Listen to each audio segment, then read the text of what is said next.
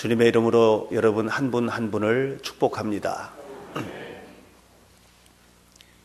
오늘은 마르틴 루터가 종교 개혁을 한 지 498년이 되는 기념주일입니다.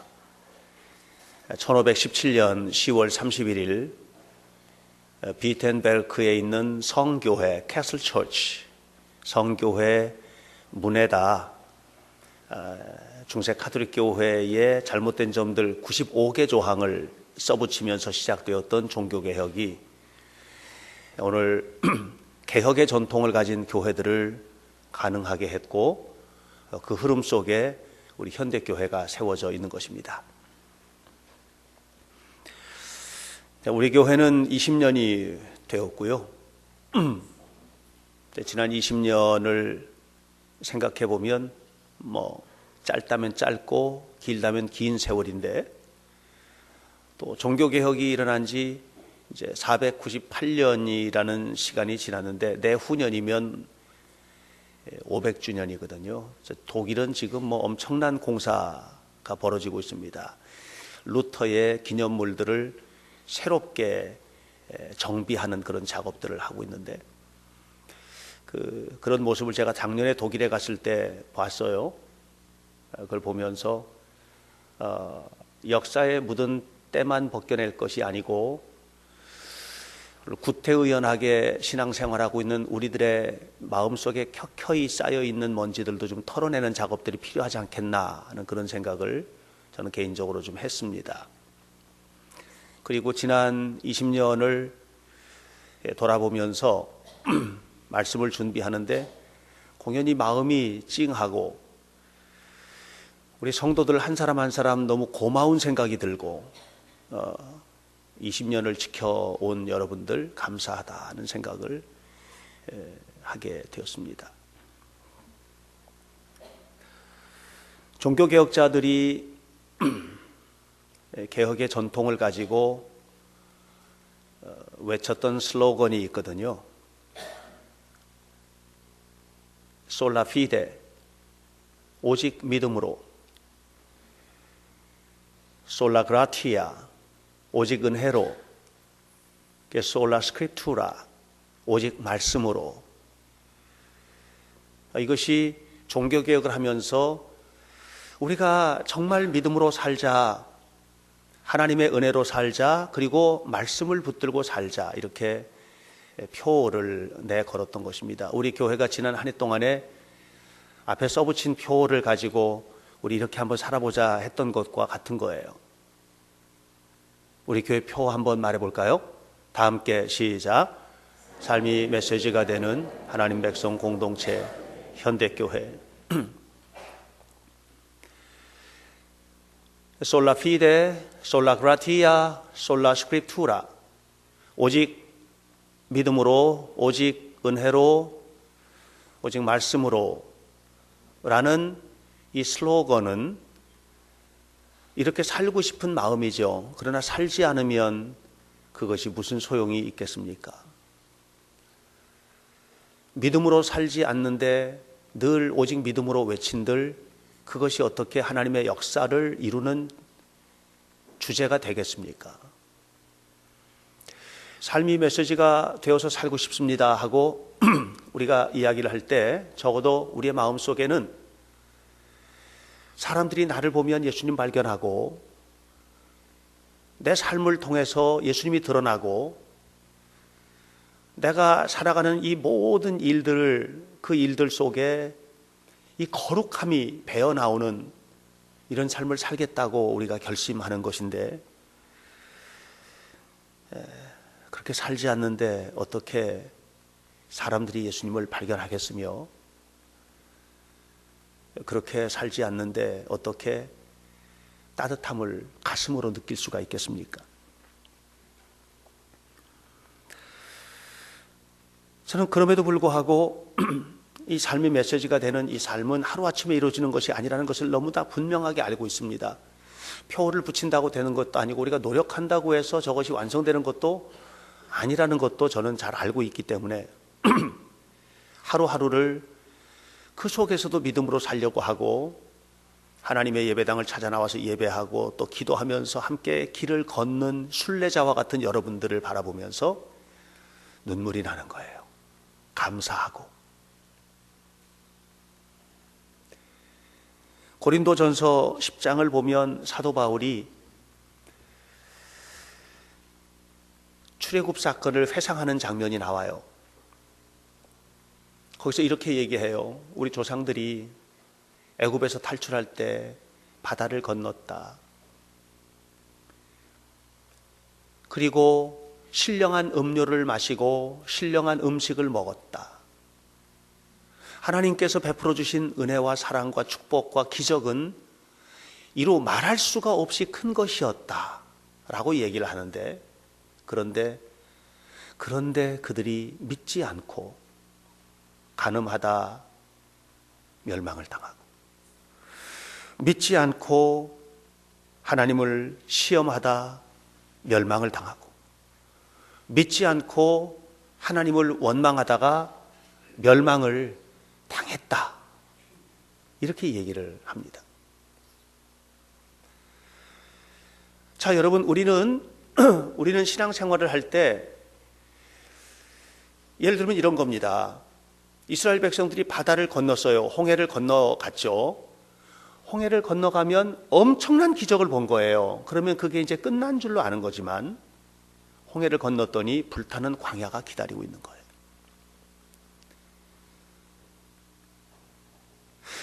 일주일 걸어가면 될 줄 알았는데 일주일 걸어가도 목적지에 도달하지 못하는 거예요. 그러니까 목마른 거예요. 하나님께서 만나를 내려주셨어요. 이거 먹으면 될 줄 알았는데 목마른 거예요. 대적의 침입을 받는 거예요. 첩첩산중인 겁니다. 이런 삶을 살고 있는 거예요. 그러니까 넘어가면 될 줄 알았는데 또 있고, 넘어가면 될 줄 알았는데 또 있으니까 원망하게 되고, 바다를 건널 때는 엄청난 믿음을 가졌는데 건너가고 난 다음에 불타는 광야 보니까 믿음이고 뭐고 어디 갔는지 알 수 없이 다 사라져버리고, 그리고 또 믿음 없는 사람이 되고, 이런 거예요. 2단계만 넘어서면 될 줄 알았는데 다음 단계에 절벽 같은 게 서 있고, 이 절벽만 넘어서면 될 줄 알았는데 그 다음 단계에 태산이 서 있는 거예요. 우리의 인생이 바로 그런 것이라는 것입니다. 그러니까 여러분 아셔야 돼요. 바다를 건너면 그게 완성된 자리가 아니에요. 여러분들이 바다를 건너는 것과 같은, 홍해 바다를 건너는 것과 같은 엄청난 기적을 경험하고, 와, 이거 진짜 대단한 걸 내가 만났다, 거기가 완성된 자리가 아니에요. 바위돌이 부서지면서 메마른 광야에 생수가 콸콸 쏟아져 나오는 기적을 경험하는, 거기도 완성된 자리가 아닌 거예요. 그래서 고린도전서 10장 12절에서 이렇게 말하는 것입니다. 너희가 선줄로 아느냐? 선줄로 아는 자는 넘어질까 조심하라. 우리는 아직 완성된 자리에 있는 사람들이 아니라는 것이죠. 제가 어린 시절을 추억해 보게 돼요. 저도 초등학교, 국민학교 6학년을 거친 사람이거든요. 제가 이래봬도. 국민학교 6학년 때, 그때는 국민학교라고 했으니까 국민학교 6학년 때 다 큰 줄 알았습니다. 학교 가면 올망졸망한 동생들만 잔뜩 있는 그 속에서 내가 최고로 높은 학년이고요. 그래서 다 큰 줄 알았습니다. 제가 중학교를 갈 때 그때는 교복 입고 교모 쓰고 그랬잖아요. 교복 딱 입고 모자를 탁 썼는데 진짜 최고가 된 듯한 그런 느낌을 제가 가졌거든요. 그런데 그게 언제 무너졌는 줄 아세요? 입학식 하는 날 무너진 거예요. 입학식 하는 날 교단 앞에 운동장에 1학년, 2학년, 3학년 쫙 서 있는데 나 최고인 줄 알았는데 이게 진짜 쪼무레기가 돼 있는 거예요, 내가. 6학년 때는 최고인 줄 알았거든요. 근데 더 깜짝 놀란 것은 앞에서 선생님이 부르는 거예요. 1학년. 그러니까는 네 하고 대답. 2학년 네. 3학년 네. 이게 3학년쯤 되니까 변성기가 돼가지고요. 그 진짜 굵은 남자들의 목소리를 들으니까 아, 내가 꼴등이로구나. 그걸 그 자리에서 알게 된 거예요. 그렇게 3학년이 되고 다 된 줄 알았는데 또 고등학교를 가고, 고등학교 가면서 다 큰 줄 알았는데 또 대학교를 가고. 우리는 늘 내가 서 있는 자리가 다음 단계로 올라가는 디딤돌의 자리일 뿐이지 완성된 자리에 선 게 아니에요. 우리는 늘 부족한 자리에 서 있는 사람들이에요. 교회 다니다가 세례를 받고 집사가 되고 그러면 참 좋지만 그 자리는 하나님의 아름다운 사명을 감당하기 위한 디딤돌 위에 올라선 자리죠. 그렇게 우리는 한 단계 한 단계 이 땅에서 우리는 완성되지 못하지만, 그러나 그럼에도 불구하고 하나님께서 우리에게 주신 그 믿음과 은혜를 가지고 말씀 붙들고 살아가는 거죠. 마치 종교개혁자들이 솔라 피데, 오직 믿음으로, 솔라 그라티아, 오직 은혜로,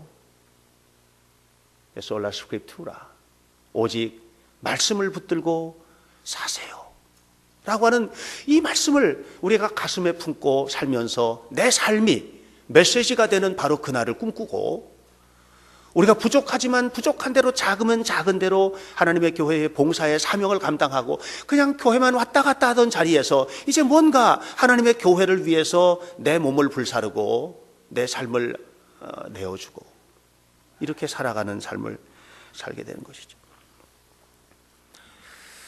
왜냐하면 우리가 가야 할 자리는 과거가 아니고, 내가 과거에 이런 일을 했어 그 자리가 아니고, 우리는 사도 바울의 고백처럼 앞에 있는 표대 십자가를 붙들고 앞으로 주실 하나님의 축복을 향해서 살아가야 할 사람들이기 때문에 그런 것입니다.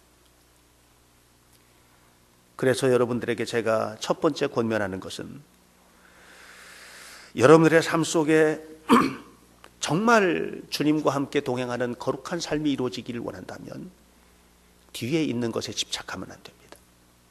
뒤에 있는 것은 잊어버리고, 사람은 누구나 다 자랑거리가 있죠.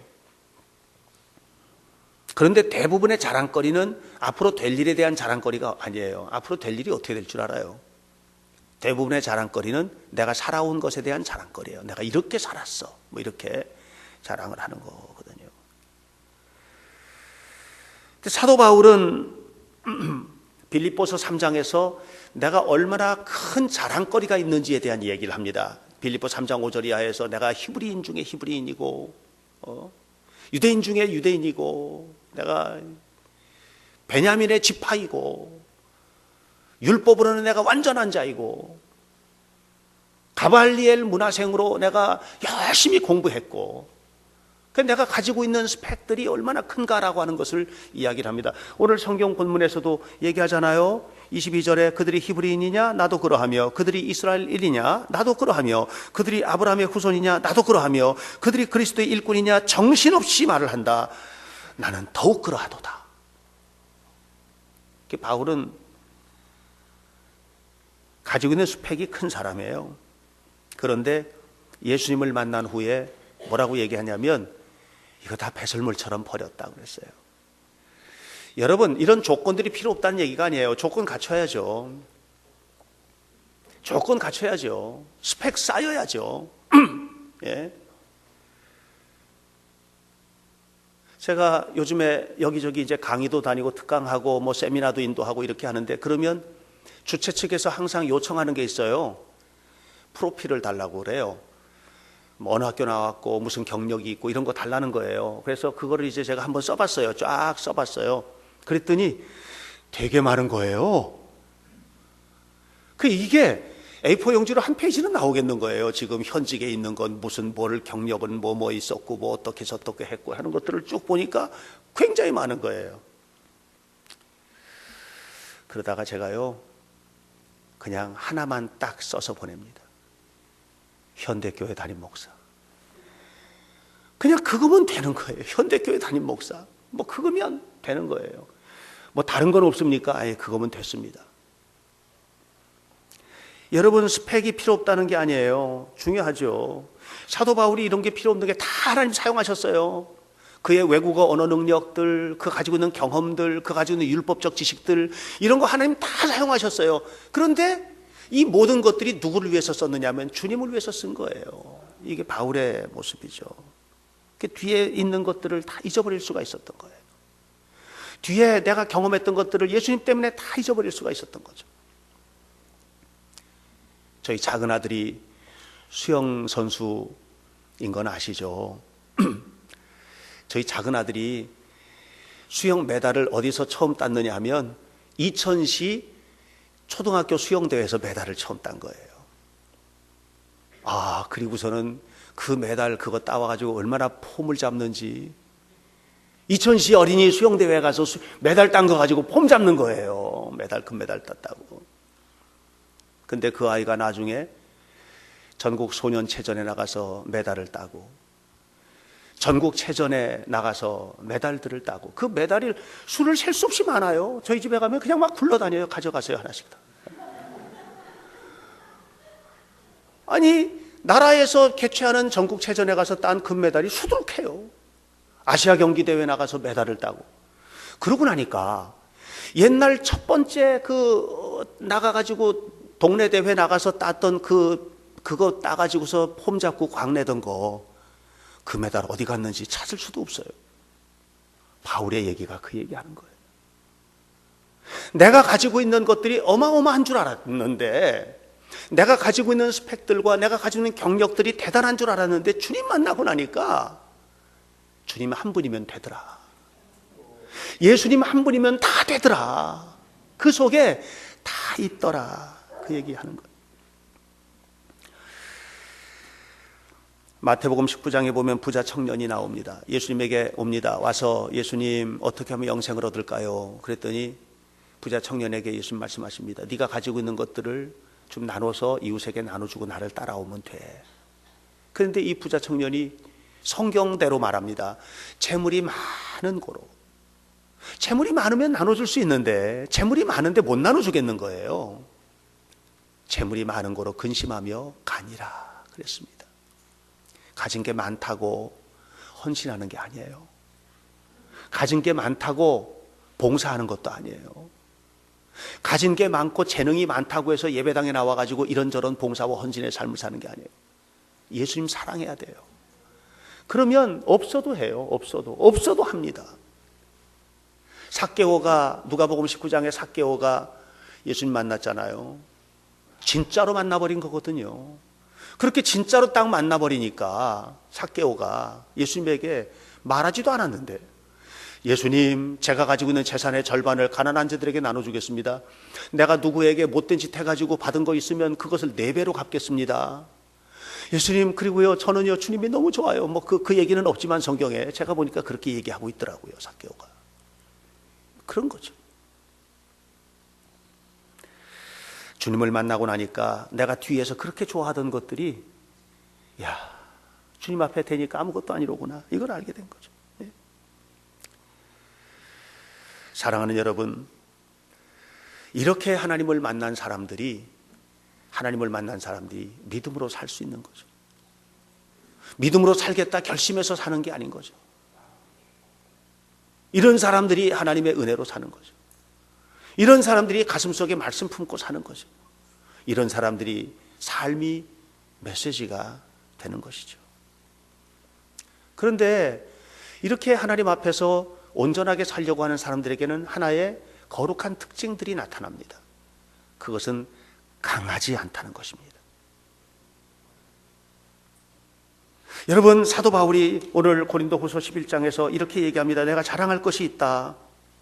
내가 스펙, 그 엄청난 조건들, 학위, 경력, 경험, 이런 것들 말고 내가 자랑할 게 한 가지 있다. 그것은 뭐냐면 30절에 내가 약한 것을 자랑하리라. 약한 것을 자랑하겠다는 거예요. 바울이 약한 사람이에요? 여러분, 바울 센 사람입니다. 절대로 약하지 않습니다. 자, 보세요. 얼마나 센지. 23절. 내가 하나님의 일을 하다가 수고를 넘치도록 했다. 이걸 견뎌낸 사람이에요.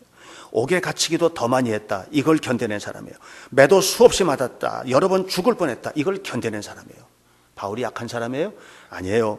24절 보세요. 유대인들에게 40에서 하나 감한 매를 5번이나 맞았다. 39대씩 맞는 이 매를, 본장을 5번이나 맞았다는 거예요. 3번 태장으로 맞고 1번 돌로 맞고 3번 파선하고 일주야를 깊은 바다에서 지냈고 바다에 파선해가지고 죽을 뻔한 고비를 넘겼다는 말이에요. 3번이나. 여러 번 여행하면서 강의 위협, 강도의 위협, 동족의 위협, 이방인의 위협, 신의 위협. 여기서 이 위험이라고 하는 것은 죽음의 위험을 말하는 것입니다. 광야의 위험, 바다의 위험, 거짓 형제 중에 위험을 당하고 27절 또 수고하고 애쓰고 여러 번 자지 못하고 줄이고 목마르고 여러 번 굶고 춥고 헐벗었노라. 이걸 견뎌냈어요. 약해요? 바울은 절대로 약한 사람 아닙니다. 복음을 위해서요, 칼을 목에다 들이대도 절대로 다른 말 안 하는 사람이에요. 엄청 지독한 사람이에요. 강한 사람입니다. 센 사람입니다. 사도 바울은 그런 사람입니다.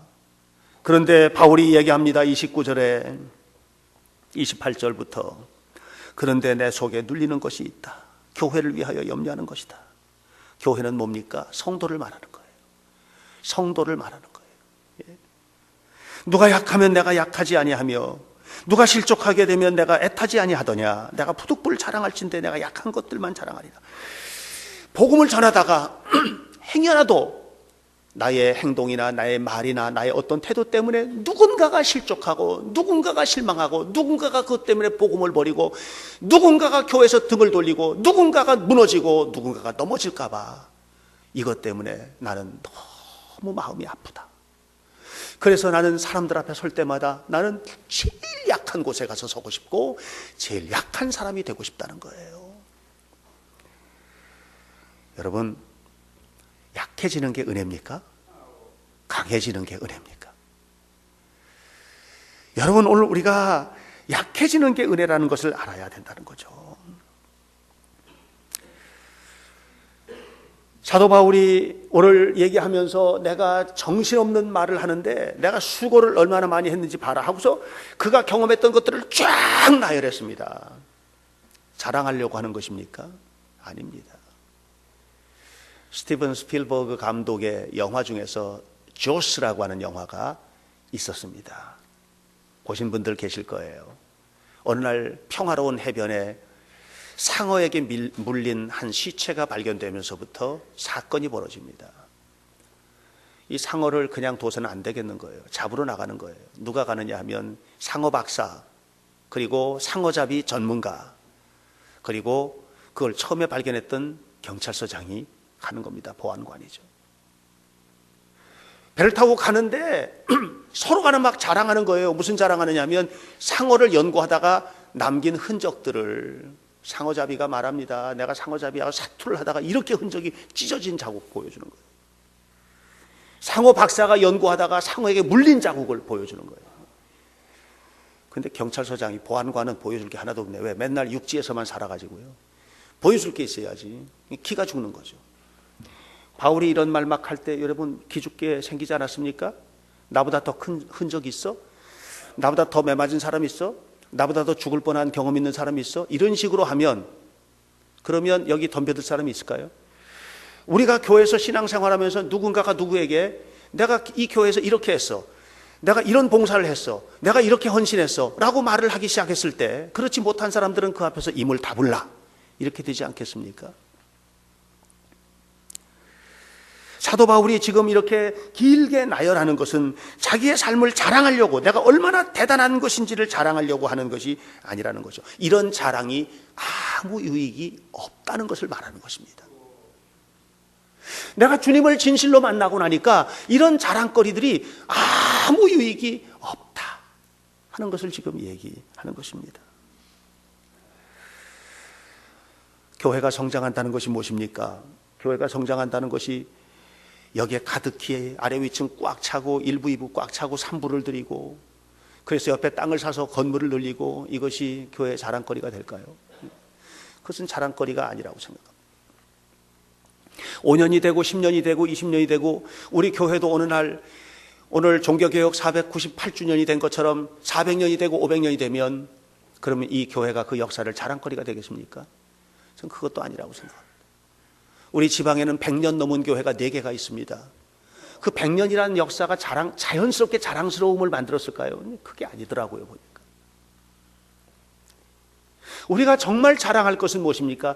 예수님만 높임 받고 우리 안에서 나는 지극히 약하고 작은 자가 되어서 마음 깊이 섬기고 헌신하는 삶을 실천할 때 여기에 하나님 나라를 맛볼 수 있는 자리가 되지 않겠습니까? 그래서 사도 바울은 말합니다. 강해지는 것이 아니고 약해지는 것이 은혜라는 것이죠. 이렇게 약해지려면 어떻게 해야 되나요? 약해지려면 하나밖에 없습니다. 내 안에 그리스도의 마음을 품는 것입니다. 그리스도를 품고 살아가는 것 이외에는 아무것도 없습니다. 우리 현대교회 성도들 그리스도의 마음을 품고 살아가시기를 축복합니다. 한나라 무제 때 위대한 한 사람이 살았습니다. 사마천이라는 사람입니다. 이 사마천이 사기를 썼습니다. 꼭 읽어봐야 할 책입니다. 우리 아이들도 꼭 읽어봤으면 좋을 책이죠. 이 사마천의 사기.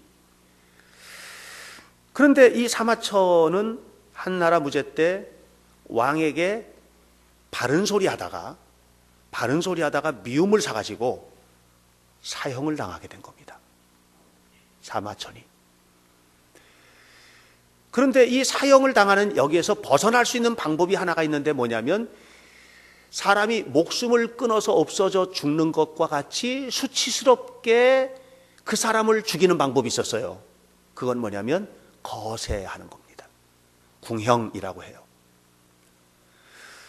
그래서 사마천은 이 둘 중에 하나를 택해야만 했습니다. 죽을 것이냐 거세당할 것이냐. 사마천은 거세당할 것을 택합니다.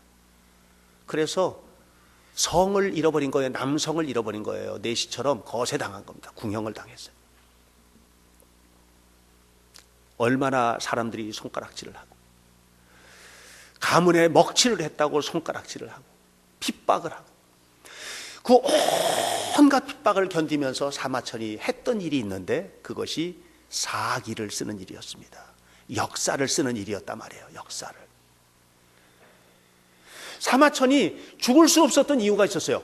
절대로 내가 못 죽는다. 왜냐하면 역사책을 남겨야 되기 때문이었던 것이죠. 그렇게 남긴 책이 사기입니다. 사마천이 사명을 품었기 때문에 부끄러움을 이겨낸 거예요. 사도 바울이 이 어마어마한 일들을 어떻게 이겼어요? 이 엄청난 일들을 이겨낼 수 있었던 이유가 뭐예요? 그것은 하나입니다. 예수님을 품었기 때문인 거예요. 사도 바울이 이렇게 강한 사람인데 그가 모든 사람 앞에 약하게 되고 또 약하게 될 수 있었던 이유는 뭐죠? 그것은 예수님을 품었기 때문인 것입니다. 제가 지난 주일에 설교하면서 우리 현대교회는 교회 건물보다도 교인이 좋은 교회가 됐으면 좋겠다. 그런 얘기를 했어요. 여러분, 교회가 좋은 교회다라고 하는 것은 건물 좋은 걸 말하는 게 아니에요. 교회가 그 교회 참 좋은 교회야. 그러면 건물 잘 지은 교회를 말하는 것이 아니고 그 교회에 모인 성도들이 좋다는 거거든요. 그 교회 분위기는 건물이 만드는 게 아니에요. 여러분들이 만드시는 거거든요. 그러니까 우리 한 사람 한 사람이 어떻게 살아가느냐라고 하는 것이 결국은 이 교회의 현재이고 미래인 것입니다. 옛날에 우리가 어떻게 했냐, 그거는 굉장히 중요하죠. 물론 왜냐하면 그런 역사가 오늘을 만들었기 때문에 중요한데, 그런데 그것이 저절로 미래를 만드는 게 아니에요. 오늘 우리가 어떻게 살아갈 거냐는 거죠. 오늘 우리가 어떻게 살아갈 거냐. 그래서 저는 이 아침에 세례 요한이 했던 외침에 귀를 기울이게 되는 거예요. 세례 요한이 예수님을 만난 다음에 이렇게 말합니다. 그는 흥해야 하겠고 나는 쇠해야 하리라. 그랬어요. 여러분들 어떠세요?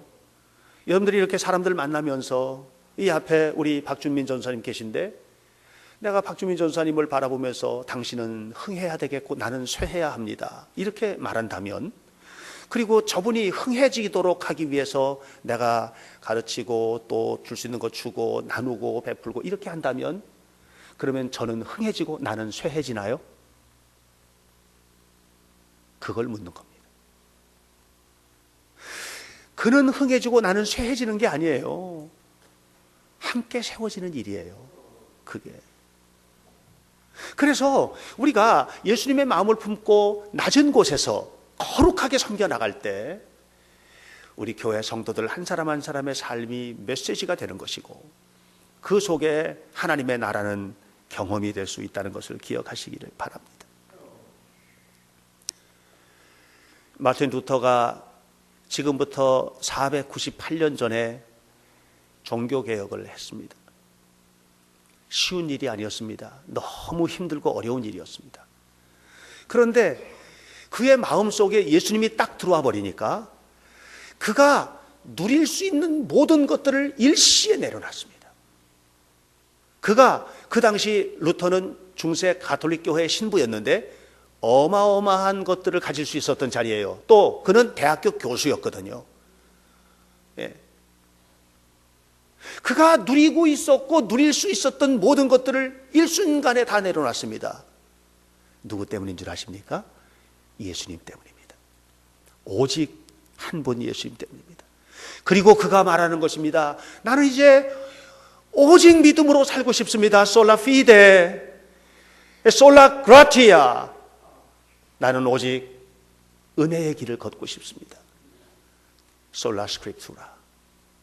오직 하나님의 말씀 붙들고 말씀과 씨름하면서 하나님의 말씀 안에서 내 생명을 살아가길 원합니다. 이렇게 고백했던 것이죠. 사랑하는 성도 여러분, 오늘 우리는 10월의 마지막 주일을 보내고 있습니다. 다음 주일은 11월 첫 주이고 우리 교회는 추수감사절 축제로 드리는 날입니다. 저는 여러분들 이번 한 주간 동안을 이렇게 보내면서 나는 어떻게 살았나 한번 돌아보시길 바랍니다. 이제 11월 한 달이 지나면 12월 첫 주에 대강절이 시작되면 교회력상으로 새해가 시작되는 것입니다. 한 해를 마무리하는, 교회적으로는 한 해를 마무리하는 한 달을 남겨놓고 있는 거예요. 과연 나는 어떻게 지난 한 해를 살았나? 그러면서 불편한 거, 불평스러운 거, 속상한 일들도 많겠지만 그것을 생각하면 절대로 미래는 없습니다.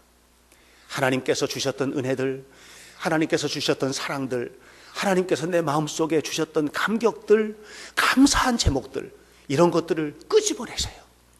그리고 그것을 곱씹고 또 씹으면서 정말 하나님의 은혜가 너무 고맙다고 이렇게 말하세요. 그리고 추수감사절을 맞이하시기를 바랍니다. 그러면 제 생각에는 여러분, 이렇게 주님의 은혜로 하나님 앞에 은혜 받고 살아가는 여러분들이, 약해진 여러분들이 돌아가서 사는 가정이 아름다워지지 않겠습니까? 여러분 가정 안에 약한 사람이 있으면 그 가정은 행복합니다. 강한 사람만 있기 때문에 부딪히는 것이고 싸우는 것이고 갈라지는 것이에요. 여러분 직장 가서 약한 자처럼 그렇게 섬기고 헌신하면 여러분 직장이 아름다워질 거예요. 결국은 우리가 지금 이곳에서 받는 이 은혜의 이 은혜의 시간, 이 예배의 시간에 우리가 함께 나누는 이것은 거룩한 성도가 되라는 그런 도전이지만 이것은 동시에 여러분의 가정을 세우고 직장을 세우고 삶을 세우고 인생을 세우는 도전이라는 것을 기억하셔야만 합니다. 여러분 모두의 삶 속에 하나님의 은혜가 가득하시기를 바라고, 오늘 우리 마음속에 나와 함께 영원히 동행하시길 원하시는 주님과 함께 여러분의 삶이 복되게 세워지시기를 주의 이름으로 간절히 축원합니다. 기도하겠습니다. 살아계신 하나님, 우리의 삶을 하나님 앞에 맡깁니다. 영광의 주님의 은혜를 따라서 살면서 우리 마음속에 오직 주님을 품고 주님과 동행하며 살아가는 자녀가 되기를 원합니다. 하나님, 우리 한 사람 한 사람 인생의 길을 순례하는데 주님과 함께 동행합니다. 현대교회 안에서 믿음을 배우고 그리고 깨우치면서 세워져 가고 있습니다. 하나님, 과거를 내려놓고 겸손히 오늘을 살고 미래를 꿈꾸는 하나님의 자녀들이 되도록 우리 모두를 축복하시고, 이곳에 모여진 하나님의 사람들 모두가 다 아름다운 현대교회, 이 땅에 이루어지는 하나님의 나라를 만들어가는 복된 성도들이 되게 하옵소서. 예수님 이름으로 기도하옵나이다. 아멘.